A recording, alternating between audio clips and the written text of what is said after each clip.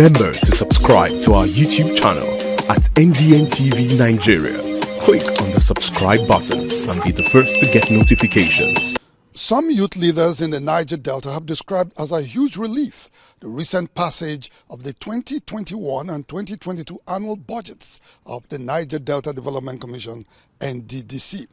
While they expressed reservations about delayed passage of the budgets, the youth leaders look forward to speedy completion of projects awarded by the Nddc over the years to improve quality of life in the Niger Delta.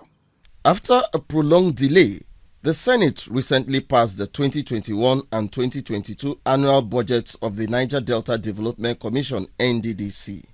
The sum of 481.8 billion naira was approved for 2021, while about 928 billion naira was approved for the year 2022, bringing the total figure to over 1 trillion naira.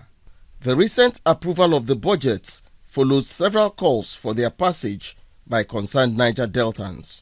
Although the Senate attributes delayed passage of the budgets to the failure by relevant authorities to provide details of the Commission's revenues and expenditures in both financial years, Comrade Legbosi Yamabana, chairman of Rivers State Ethnic Youth Leaders Coalition, insists that the 9th Senate deliberately slowed down the process. The budget passage is a welcome development. However, we cannot fathom why the Senate had to stay for 3 years before this budget was passed. And it's been passed at the bench and at the edge of their exits. It caused us some reflection and it leaves us with more to desire. For most Niger Deltans, the recent approval of Nddc budgets for 3 consecutive years is better late than never. Earlier, the Senate had approved the Commission's 2023 budget of 876 billion naira, out of which development projects will go up 490 billion naira. In roughly 2 weeks, the Senate had approved about 2 trillion naira for the Nddc to carry out its intervention in the Niger Delta.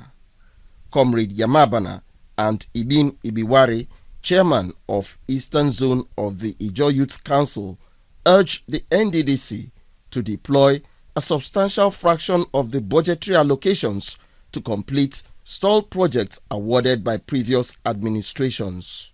We are also calling on the current management of the Commission to ensure that these funds is being channeled to meaningful ventures, such as human capacity development, road infrastructure, and a lot of other critical conditions that need the attention of the Commission. We have the bridge linking Burukiri to Okrika. Look at Isaka. From Magoba to Isaka, it will not take us nothing to achieve that, a bridge linking Bunduama axis to Isaka. These are very critical infrastructures that need to be put in place. The youth leaders also call on the federal government to prevail on the Economic and Financial Crimes Commission, EFCC, to release withheld Nddc funds that are in its custody. They are optimistic that release of the withheld funds that are statutory contributions of oil companies to fund the Nddc will enable the Commission embark on more projects for the overall good of the Niger Delta region. Inside the Niger Delta,